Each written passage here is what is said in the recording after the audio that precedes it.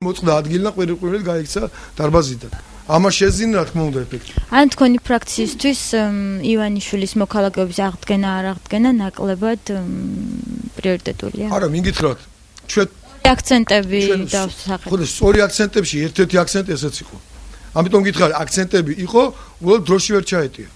მე ვერ გეტყვით რომ მაგალითად ის რაც მე ვეღარ ვთქვი, მაგალითად 26 მაისი, ან ვეღარ ვთქვი 8 აგვისტოში მთავრობის გაქცევა სამარცხინო წითელხიდზე, ეს რომელიმეზე ნაკლები აქცენტი არ იყო. უბრალოდ რაღაც არის თანმიმდევრულად ალაგებს შენს გამოსვლის ტექსტს, არა? მე მინდა გითხრათ რომ არ ვწერ ტექსტს. მე რაღაც მოვამზადე, მაგრამ ესეთი გამოსვლის ტექსტი მერჩივნა რომ ესე მელაპარაკა. თუმცა ჟურნალისტებისთვის მე პრესსამსახურმა ის საკითხები გამართა, რომ მე ჩვენ გაგვირცელებია ინფორმაციად. მაგრამ სამწუხარო ეხლა ამ ცივილკივილის ფონზე იცი რა არის? დროს კარგავ. თქვენ ხო იყავით, მე მგონი იყავით არა დარბაზში. ძალიან რთულია, როცა გაწყვეტინებენ, ყვირიან, ხელებს აბრახუნებენ, ფეხებს აბაკუნებენ, წამოხტებიან და იკაჩებიან. არავინ არ აკავებს, მაგრამ არ მოდიან იკაჩებიან. ეს ამას რო ხედავ, ადამიანები ვარ, ჩვენს რობოტები არა ვარ და შესაბამისად ხელი გეშლება და ნუ იმ წუთნახევარში, რომელიც შეიძლებოდა რომ ჩამეტიეს ყველაფერი, მე უბრალოდ ვერ ჩავატიე, მაგრამ ძალიან არ დავდობ ეხლა ამას, უკეთესი იქნებოდა რომ მომესრო. ბატონ ჯონი, რეალურად ვფიქრობდი ამ საგაჩო გამოსვლის შემდეგ, რომ იქ საზოგადოება იყო ტაში დამკვლელები და ტაში დამცველები.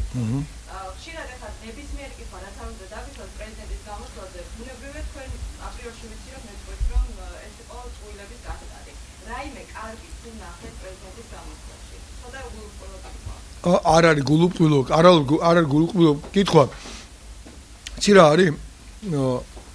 აი რაღაცა არასასიამოვნო სიმღერასავით ისმოდა რა, ანუ წყალი იყოს, არაფერი არ იყო. ამიტომ მე გამიჭირდება რამეზე თქმა, რომ ან კარგი ან ცუდია. ასეთი სუსტი გამოსვლა შინაარსობრივად, ასეთი სუსტი გამოსვლა, როგორ გითხრა, ენერგეტიკულად მას არც ერთხელ არ ქონია გაცილებით უფრო ეფექტური ტყუილები, მაგრამ გაცილებით უფრო ეფექტური სპეცეფექტები და ეფექტური ტყუილები ქონდათ მაგალითად შარშან. და რაღაცები მოიტყუა მაინც. ეხლა ტყუილების აღარ უთქვამს. ანუ რაღაცა როგორ გითხრათ რა, ეს იყო ენერგიისგან დაცლილი, მე პირველად ნახე ასეთი იხტიბარ გატეხილი და ენერგიისგან დაცლილი და ეს სხვათა შორის იმ წუთშივე შევაფასე რომ ასე იგი დადებითად არ გამოსწორებულა, კარგი პროცესი არის დაწყებული. პრეზიდენტი იმდენად აშკარად გრძნობს იმ ცვლილებას, რაც სახელმწიფოში არის მოსალოდნელი, შესაბამისად მისი მსახიობური ნიჭიც კი ვეღარ ფარავს იმ მოსალოდნელ მისთვის კატასტროფას, თორე ეს კატასტროფა არ არის. ხელისუფლება უნდა იცვლებოდეს და ეს ჩვეულებრივი ამბავი ახლა ცასხო არ გამოეკერება რომელიმე ხელისუფალი. სხვათა შორის ერთ რაიმე შევამჩნევდი. ეხლა წარმოიდგინეთ ჩვენ რო ვიყოთ 150 დარბაზში და სააკაშვილი მარტო იყოს. ხა დარბაზს გარდა იმისა რომ ასე უტაქტოდ და სრულიად არაკორექტულად იქცეოდნენ, კიდე რაოდენობა რაღაცა მაგათ ხო აქვს ეს ეთქობა რაოდენობრივის. ეხლა წარმოიდგინე მაგის გაქცევა საერთოდ არ მოვიდოდა ალბათ. ეგ ხა 150 კაციან ოპოზიციურ დარბაზში მარტო შემოსვლელი საერთოდ არ იყო. ამიტომ თუ ჩვენ რაიმე ხარვეზები გვაქვს Prime Times Press Club-ის შეკითხვა იყო რაღაცა ვერ მოასწარით. ნუ გაითვალისწინეთ რომ ჩვენს არა ვართ რა ვიცი რობოტები არა, ის ფონი მაინც 150 კაციანი გუგუნი, ბრახუნი, შეკივლებებიდან ნავარჯიშები. შეგნებულად ნავარჯიშები რომ ჩაშალონ შენ გამოგიყვანო წყობიდან.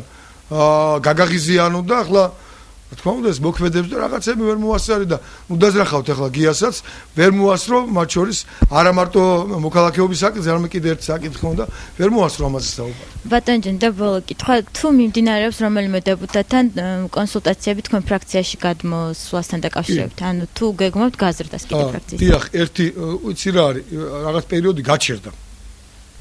ორ უმრავლესობის წევრთან წევრს აქვს, ესე იგი, იმდენად ოპოზიციური განწყობა, რომ ესენი ერთგვარ დიალოგს, ფარულს ჩვენთან აწარმოებდნენ. თუმცა მათ შორის ერთი თითქოს მზად იყო, მე ესე მეჩვენებოდა, რომ ეს ნაბიჯი გადაედგა და რა ვიცი ახლა ვერავის ვერ აიძულებ ასეთ ფონზე, როცა ხედავენ, რომ პრეზიდენტი გამოდის და ნუ ახლა რასაც როგორც ის მოიქცა, ასეთ ფონზე ახლა გადადგას ნაბიჯი და დარტყმის ქვეშ თავი დაიყენოს, ოჯახი რაღაცა, ხა იძულებას ჩვენი მხრიდან არ აქვს ადგილი, რა თქმა უნდა, ხო? მათი გადასაწყვეტია.